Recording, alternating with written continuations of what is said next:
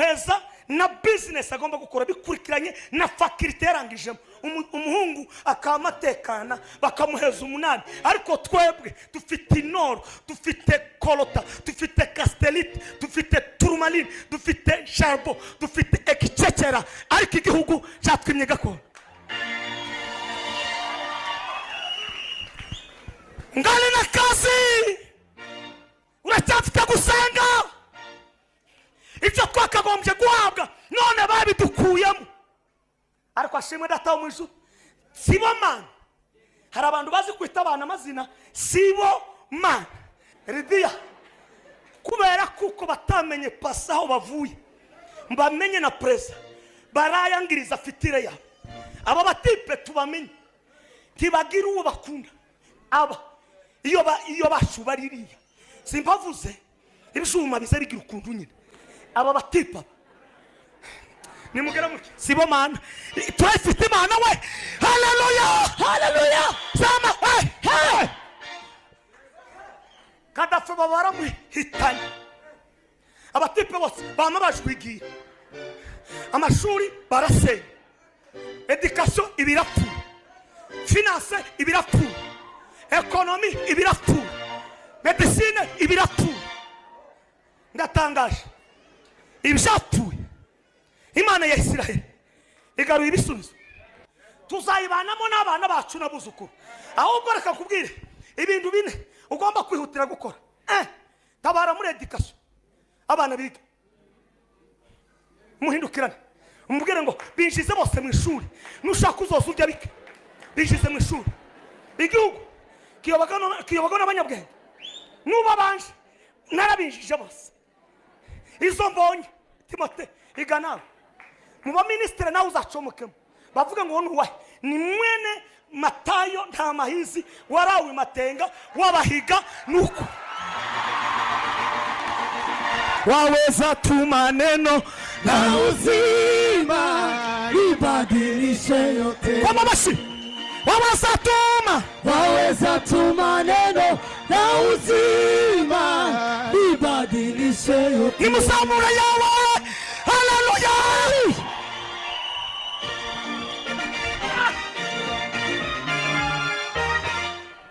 Ijambo rya kabiri mushira hamwe muramutse wo mwicanye umubwire ngo nugukorera hamwe. Walidumu kwa maombi na vitu vyote kwa ushirika. Tureka machakubiri wakituku riana mizigo yao kwa mwenendo waliwavuta wengine wasiomjua Kristo, wakaongeza injili ya Bwana ikaendelea. Niabone kumwana w'umukongomani utauje ku ishuri, mwama mwishara mu bumwe muvuge ngo mucuranyana naje ku ishuri. Duhaye umugoroba mwisa kwa jioni njema. Wagize neza mana, umetenda vizuri Jehova. Tabari twari wokomeza kutuyobora, wewe utuongoze Jehova. Haleluya. Mukawera akora imirimo ye, Roho Mtakatifu atende kazi yake hagati muri twese, katikati yetu. Ubwiza bwa Emmanuel, uwepo wako uwe mahali hapa, uganze kuri uyu mugoroba, utamalaki mjioni ya leo. Tugukomeye amashi tugushima kukuri gisuri, tunakushangilia kwa sababu wewe ni Mungu. Abazi ko ari Imana itugejeje aya masani bayikomera amashi. Tupigie Mungu wetu makofi. Turashimira umushumba na madame we n'abana be. Ninashukuru familia ya mchungaji. Dushimire n'abapastori bakorana muri pastoral na wachungaji ama kamati yake n'abadamu n'abana be, familia zenu. Dushimiye nizo zose z'itorero rya Foursquare. Tunashukuru viongozi wote wa Foursquare. Dushimire ubumwe bw'abapastori butuye hano muri Kitengela. Tunasante kwa umoja wenu wa wachungaji wa hapa Kitengela. Sindabona abantu beza nkama, sijaona watu wazuri kama nyinyi. Nimuramukanye, salimianeni, ubwire mugenzi wawe, ambia ndugu yako, umubwire ngo Imana iguhica ushaka. Mungu awe jibu la mahitaji yako. Sijaiona nyingine siku na jana imetoweka na leo nazijua hitaji zote irabizi ibyo mukeneye Mungu anayajua yale ambayo ni kuko mahitaji yenu. aribizi Kwa sababu yeye ndiye anajua. ibasetse uko ushaka. Mungu awajibu. Ndashimira abantu bakoze muri iki giterane. Ninashukuru wale ambao wamefanya kwa mkutano huu. Abakuru baca umugani, Wazee huwa wanasema hivi, ndangizi yigize, hakuna mtu bila mtu. ta muntu wigize. Mwese uko mwakoze Vile mlifanya kazi, muri abantu beza, nyinyi ni watu wazuri. tubakomera amashyi kuko ni abagabo. Wapigie makofi na kuwashangilia. Jewe murisha, Mimi ndani yangu nari numvise ibintu byose byarangiye, nilikuwa nimesikiza kwamba tumemaliza, twaramije kwa sababu tuliabudu, ngo turangize twumva ijambo, tukasikiza neno, dutangana amaturo, tukatoa hata twari twarangije. tumekamilisha. Ariko kubara gahunda, Lakini kwa sababu ya program, ndabasabye ninawaomba ntimusigemo, msiniache hapa, ntabwo ndi butinde, sitawapotezea muda. ariko mwicare Sasa mtulie, kuko nanone tiketi barishe, nanone tuyibyaza umusaruro twese. hiyo tiketi walilipa, sisi wote ikwe faida. Nimugire muke nari mbakumbuye, Nilikuwa kabisa na ninataka kuwaona, sinogera mu matorero muyoboye mwese ngo bishoboke, siwezi nikawafikia nyinyi wote, kuko naje paruwase mfite zibiri hariya, iyo mu rugo n'itorero n'iya data na mama nazo zirankeneye, kwa sababu kuna yale ambayo yananitajika huko nyumbani. ariko kuba Imana yakoze uku Kwa vile Mungu ikatuhuza twese, amekutanisha sisi sote, tuikomera amashyi irabikwiriye. apewe sifa na atukuzwe, atukuzwe Yesu. Tugiye kuganira kuri topic ivuga ngo iguhaye gakondo. Topic ambayo inasema umepewa urithi. Ni urithi haja? Urithi. Urizi, urithi. Ugira Kiswahili sanifu. Urithi hakuna shida. Ndagerageza. Wewe ni umuhanga. Dusome kitabu cha Yoshua. Tusome katika Yoshua ibice 14. mlango wa 11. Duhere kuwa 11. Uri busome agere kuwa 14. Ibice 14 no ku 10 no ku 11 kugeza yama ahomboka agere ku murongo wa 14. Atateremuka 12 hadi 14. Vuze nabi nuguhomboka none se no kuzamuka Wavuze cha original. None se turi ba original nyine. Ninde wahabanye kugira ngo dusomere muri Rowatsi? Ateremuke haraka haraka. Soma. Soma Kiswahili. Kusoma neza. Hakuna shida. Soma kama ni Kiswahili, sisi sote ni Waafrika. Ni musomo wahabonye ari Kiswahili ari Kinyarwanda nasome. Hiyo na neza nje sasa shaka gusoma. Ndashaka ngo abandi basome. Nikifurahia nataka tugawane baraka hiyo. Yoshua 11 11 kugeza ku 14. igice ni cha 11. Ibice 14 umurongo wa 11 wa muhomboka uhagararire ku 14. Bibiliya iravuze ngo ubu ndacyafite imbaraga kuko nari nzifite urya munsi Mose yanyoherejeho. Aho uko imbaraga zanje zameraga ku rugamba tabara ngatabaruka. Aho na n'ubu niko zikiri zitazigajuka nanga. None umpa umusozi w'Uwiteka yavuze urya munsi umugazigo na karema karitegura muregere. Ico gihe wumvaga ko abanaki bari bahari kandi ko hariho imidugudu minini igoswe n'inkike z'amabuye. Sukuma None aharaho Uwiteka azaba ari kumwe nanje. Aho Mbirukane kuko Uwiteka yavuze. Ngabayimuna mu kubona karema kaganura. Ubwo dufite ico yavuze. Yoshua iguhaye gakondo. Kalebu mwene Yefune umugisha maze amuha umusozi witwa Heburoni ngo habe gakondo ye. 14. Aho Nico cyatumye Heburoni haba gakondo ya Kalebu mwene Yefuni w'umukenazi na bugingo n'ubu kuko yamatanye n'Uwiteka Imana y'Abisirayeli rwose. Amen. Amen. Ndamukiriza abantu babiri. Salimia watu wa jirani zako wawili. Umubwire ngo humura Uwiteka guhaye gakondo yawe. Mungu anakupa urithi wako. Bwana amekupa ubwoba bose baragenda baratashe muri gakondo yabo bavuye mu bubata bavuye mu bubata. Tuhaye ikaze abadukurikira. badukurikirana, tunawapa karibu wale ambao wanatufuata kwa aho muri mtandao. Mana ndabizi ko yakomeje kubasubiza. Mahali mulipo najua Mungu ni jibu kwenu. Naje ku mugaragu w'Imana ndavuze ngo nibasetse. Hata kama mimi mtumishi wake nasema Mungu awajalie neema. Reka tuganire kuri aya magambo. Wacha tuzungumze kwa maneno haya. Wavuza magambo numva je no fatira ikapo nkahita ngatega ngata. Mchungaji alihubiri nikafikiria niende nyumbani. Wavuza magambo akobe. Alisema maneno ya muhimu. Sinyasubiramo. Sitarudia. Reka kujya kuririmba kwandutira naho gukomoka. Uimbaji wa msichana wetu Ndutira kumbe kuna mahali kumetoka. Numenya gukora neza, kora kirikare kuko hari igihe utazagira soprano na alto na tenor. Ukijua kutenda mema yatende mchana ama asubuhi na mapema. Wakosi.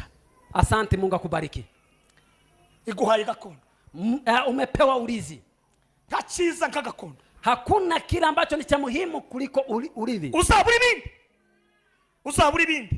Kosa kingine hariko ndukaburi gakondo. Lakini usipoteze urithi. Hariho gakondo zitanu. Kuna urithi 5. Andika. Gakondo ya mbere. Urithi wa kwanza tuyihabwa n'ababyeyi. Tunapewa na wazazi. Kandi iyo ababyeyi baguhaye gakondo, wazazi wakikupea urithi bahagarara mu mahame abiri. Wanasimama kwa masharti mawili. Ihame rya mbere, sharti la kwanza, tibarangaye, hawakuzuba.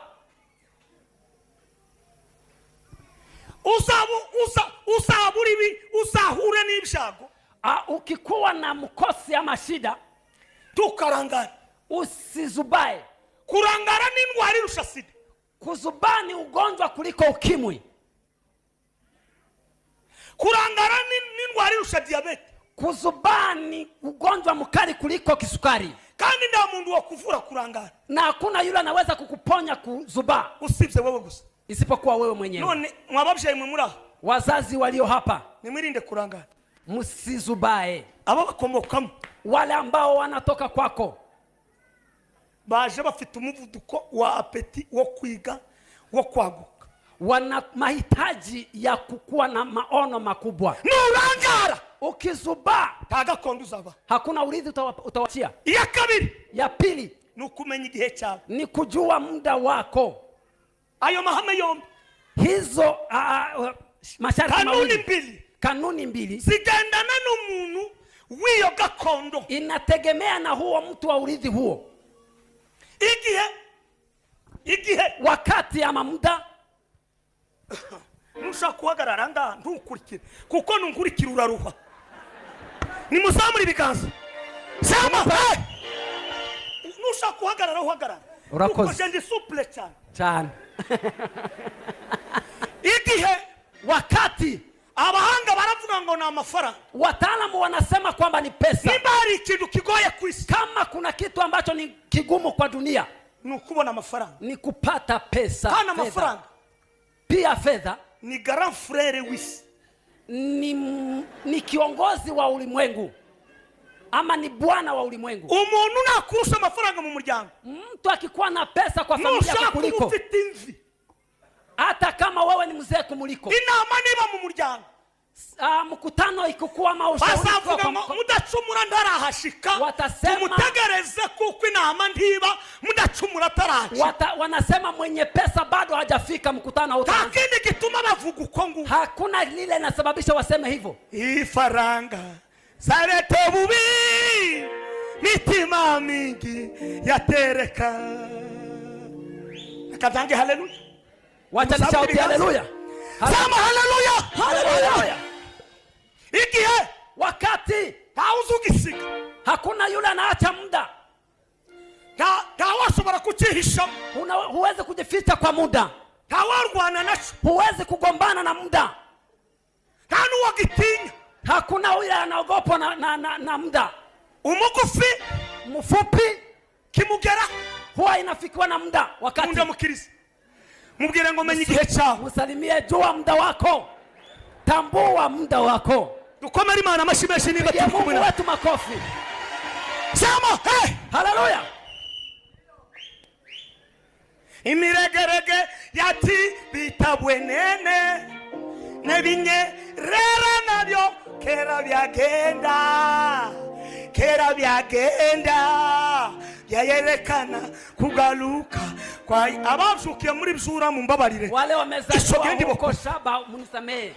Ibihe biriruka, muda unayoyoma, ibihe biriruka, muda unayoyoma, ariko bamenye ibihe, lakini wale wametambua babibyazamo umusaruro. huo wanaona ndaseze uyu munsi wa none ninaomba kwa siku kugira ya leo umenye agaciro k'agakondo uzasigira bazagukomokamo. uachie watoto wako menya igihe, jua wakati. umuntu uvuze ngo amina na haleluya, Imana igusetse. Mtu ambaye amesema amina abarikiwe, nimuvuge ngo haleluya, tuseme amina. iyo yonyine twoyiganirisha muri cyose ndatambutse. Hiyo topic ni kubwa hata wiki mzima. Gakondo ya kabiri, urithi wa pili ni gakondo duhabwa n'igihugu, ni urithi ambao tunapewa na nchi. ibihugu bikomeye, nchi ambazo ni kubwa biza bitanga gakondo ku bana bakiga neza, baniga neza, bakabaheza burse, barangiza bakabaheza ico bagomba gutangirira. Ariko twebwe igihugu cyacu, aiwe data we, nchi ambazo zimeendelea huwa zinapea watoto wao urithi, wanasoma vizuri, wanawapea hata kazi. dufite kazi, tuna kazi. ndamukiriza muntu mwicaranye umubwire ngo nukuri turacyafite akazi, igihugu ticyaduhaye gakondo aho kukiduha. Data we, nimuzamure ibiganza tange haleluya, Imana itangire hindura ibintu. Haleluya, haleluya. Ama tumuache aseme peke yake. Byaisi bilimuitana yaombe tabishitane abusoka manga hawa ni mtima uwanja aombe wetu. Libya igihe yari gifite umutekano, umuntu yigaga primary, secondary, university yarangiza gutya bakamuha imodoka, barangiza kumuha imodoka bakamuheza na business agomba gukora bikurikiranye na faculty yarangijemo. Umuhungu akamatekana bakamuheza 8. ariko twebwe dufite Inoro, dufite Kolota, dufite Castellite, dufite Turmalin, dufite Sharbo, dufite Ekicecera, ariko igihugu cyatwimye gakondo. Ngali na kazi uracyafite gusenga, ibyo twakagombye guhabwa none babidukuyemo. Ariko ashimwe data mu ijuru, sibo Mana. Hari abantu bazi kwita abana amazina sibo Mana. Ndamukiriza umuntu umubwire ngo sibo Mana iduhaye gakondo. Tubenga bagira gutya rata sebenisha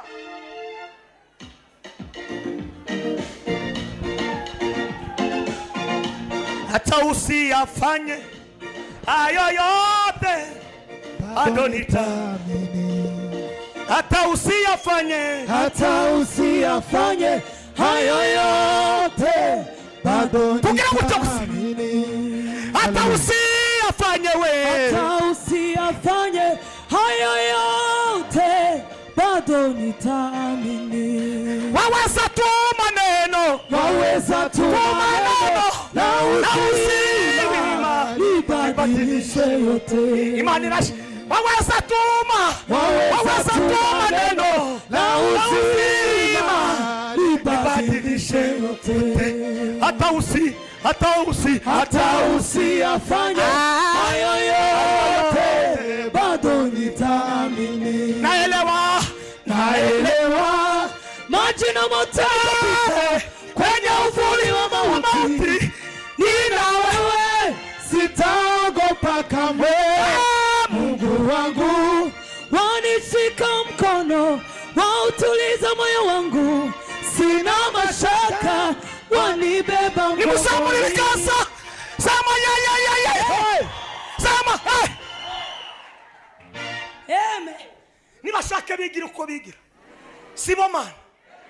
Hakakeka si papa, ndakurahiriye turambije gutya irahiduhaye. Reka nicare neza kandi Imana yataze gakondo uzujya usinziriye kandi warangiza ntuza wikanga. Ibihe byo kwikanga n'ibihe byo kwiruka birarangiye. ndahanuye uyu mugoroba ugenda utangariza abantu babwire ngo iduhaye gakondo.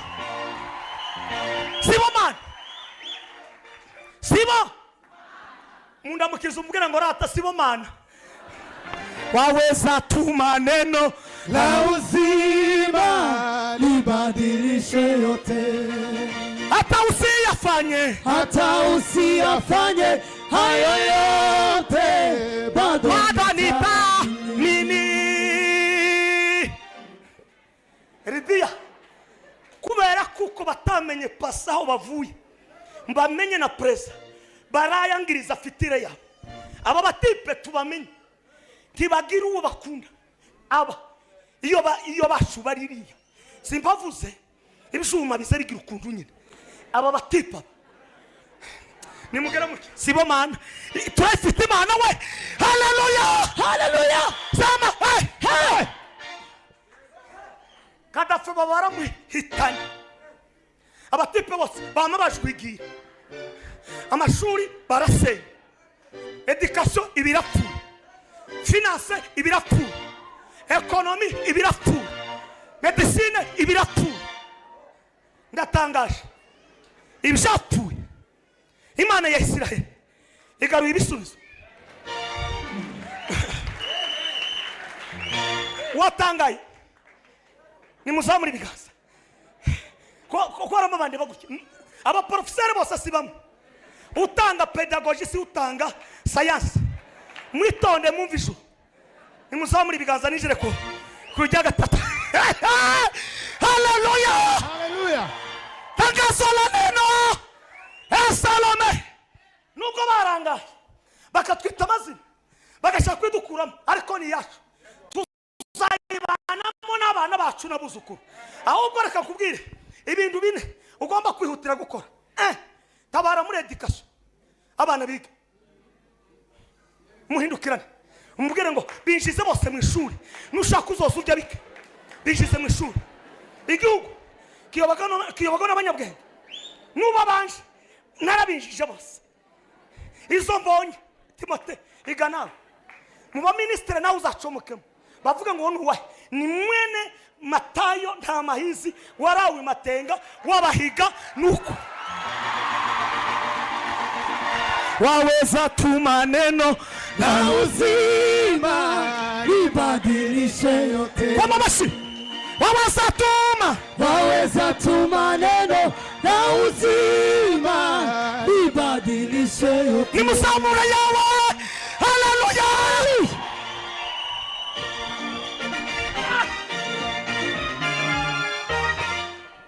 Ijambo rya kabiri mushire hamwe murabucanye umubwire ngo nugukorera hamwe. Walidumu kwa maombi na vitu vyote kwa ushirika. Tureka machakubi wakichuku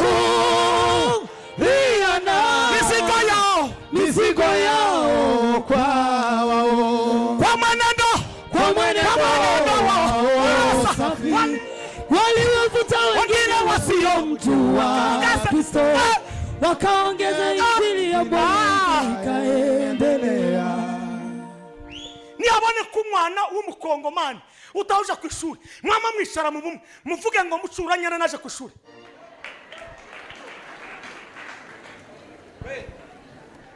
Ndimo kubaheza ubwenge ijuru ryandumye pandi yasika derifasipe pase. Icaga tatu ni muzamuri biganza nuko mugomba kubwira abana agaciro k'igihugu.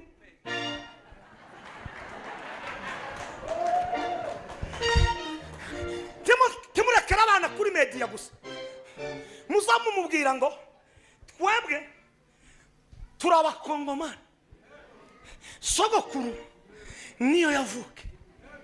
Number 2 umubwira ngo umurara wacu turi abanyabyinshi babakabo cyangwa se shiraho nawe umubwira ngo ndi umusita. Nurangiza umubwira ngo umusita wabaki w'abanyabungu, umubwira ngo wabaki wasita wabagwere. Peti mtoto aelewe. Usanga gusa batangire kuririmba ndombolo ya solo